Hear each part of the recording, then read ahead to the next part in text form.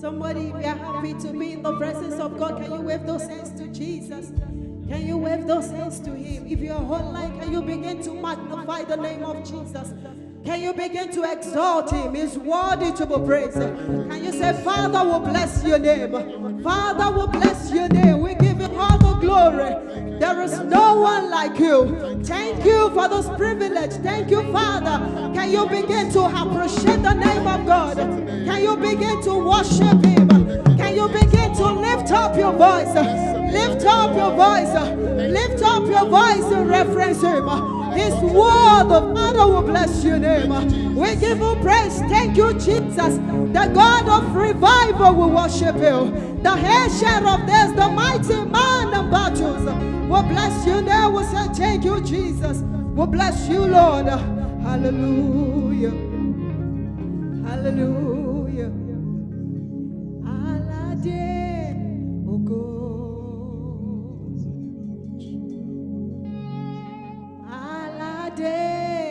Ogo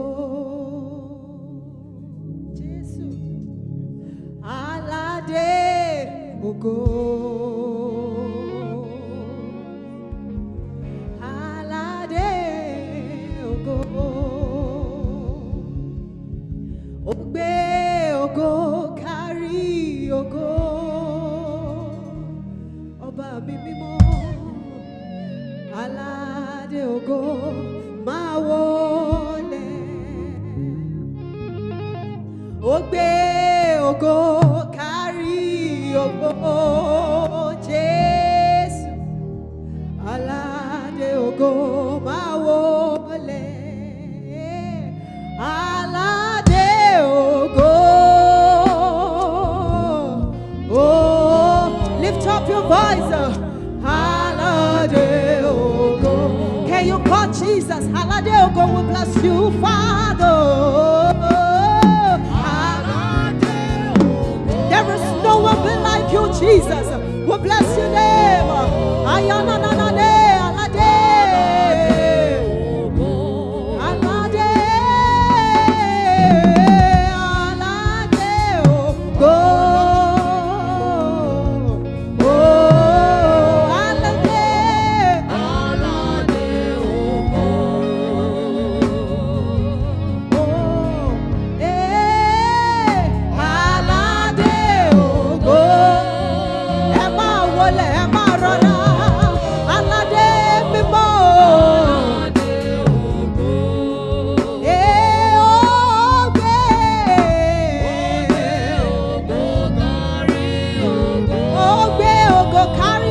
Baba mi mímọ́.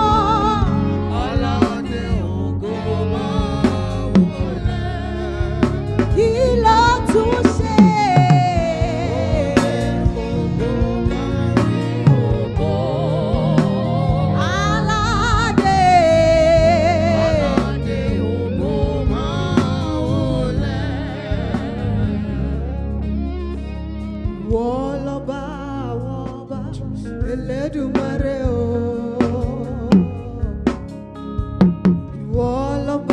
àwọn ọba Elédùmarè o. Olúwa, Olúwa ẹ tóbi lọ́ba o. Olúwa, Olúwa ẹ tóbi lọ́ba o. Ẹ pariwo ìwọ lọ́ba.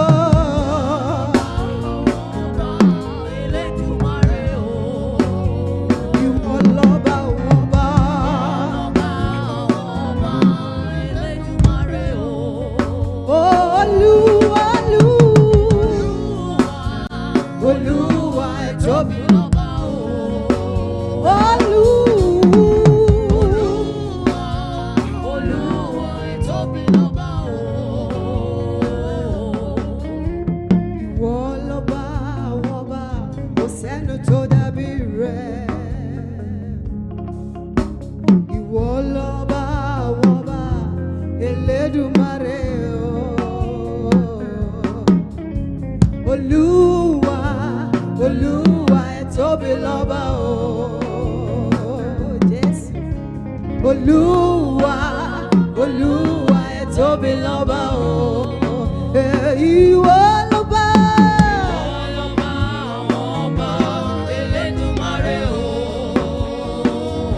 kìnìún ẹ̀yà Júdà ìwọ lọ́ba ọba Elédùmarè o.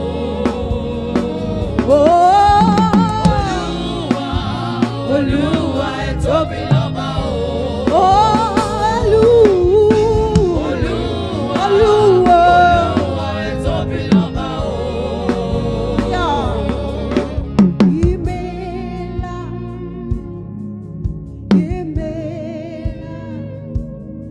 ọ̀kàkà ọ̀rẹ́kẹ̀rù àkàyàmọ́lá. Ìmẹ́lá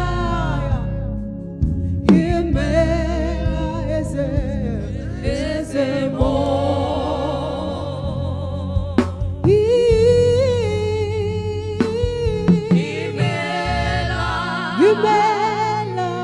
Imela okaka oyekeru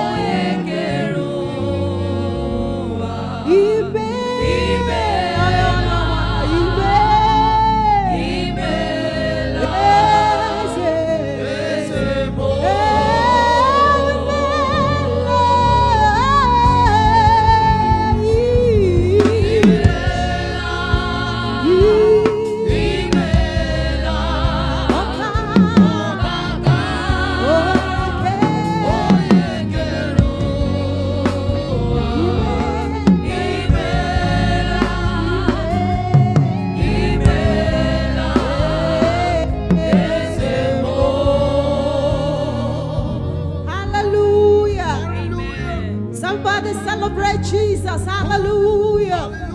Celebrate the King of glory. He's worthy to be praised, hallelujah. Oh, be lifted above the Lord the God. We lay our crown and worship you. Oh, be lifted. There is no other God. We lay our crown and worship. Say, oh, be lifted above the Lord the God. We lay our crown and worship you.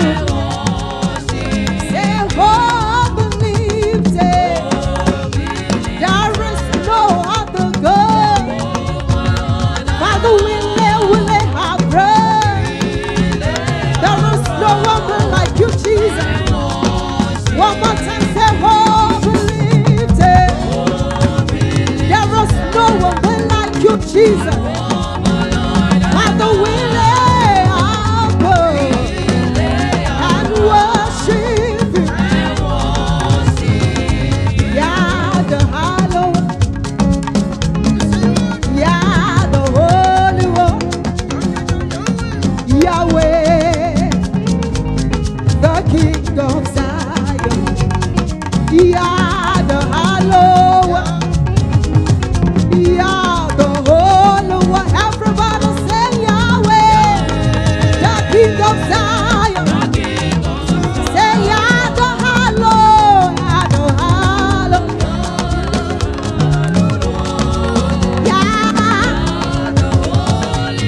yeah, Yahweh, the King of Zion,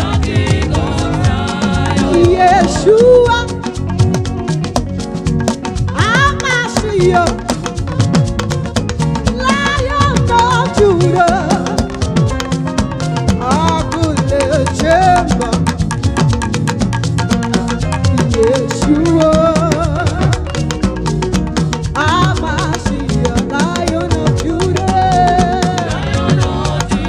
Akule Chamber. Lift up your voice and Yeshua. Father, we bless your name, Jesus. There is no one like you, Father. We worship the Lion of Judah. Singing Yeshua. We worship you. There is no one like you, Father. I could let you go.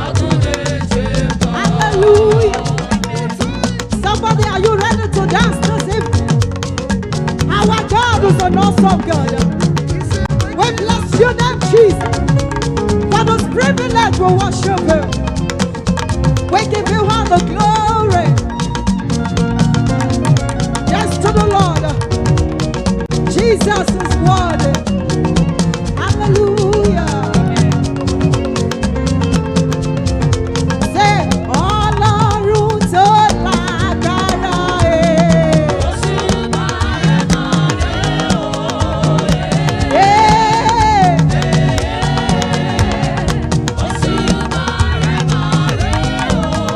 Somebody go Shuba for Jesus. Yeah. We give you glory, Jesus. Ọlọ́run tó lágbára Òṣùbà kábíyèsí bàbá mi o. Òṣùbà kábíyèsí tó lágbára o.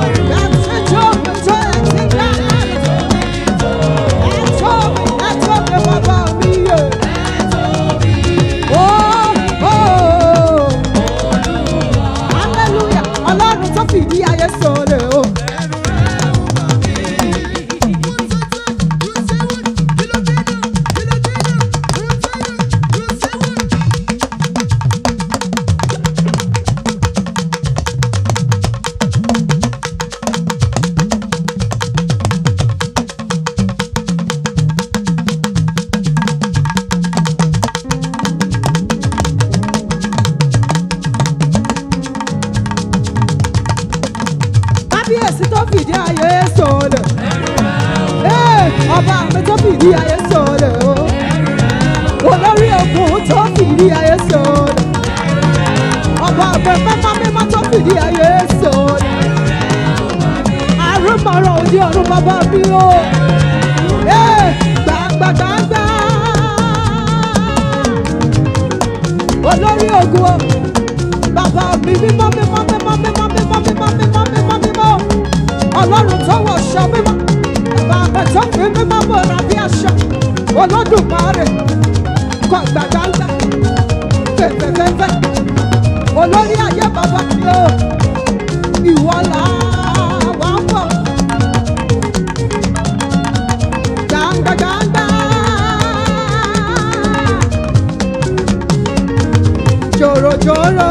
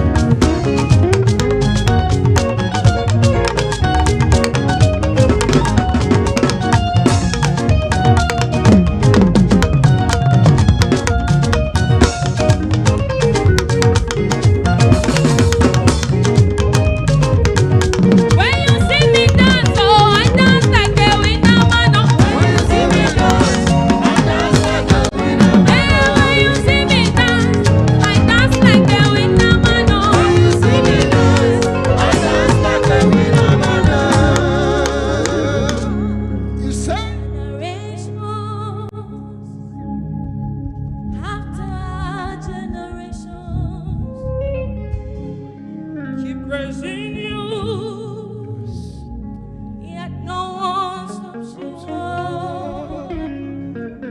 And I ask the Lord, what name fits you? And He says, generations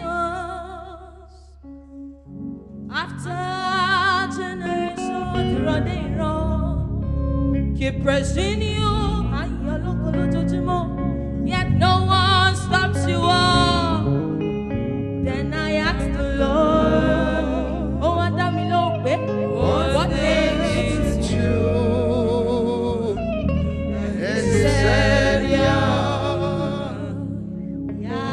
the hallowed one, the holy one, Yahweh, the King of Zion, the hallowed one, the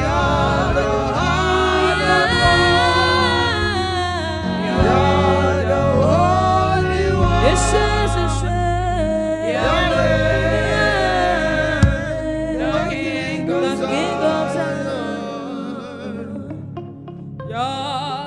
the hallowed one, the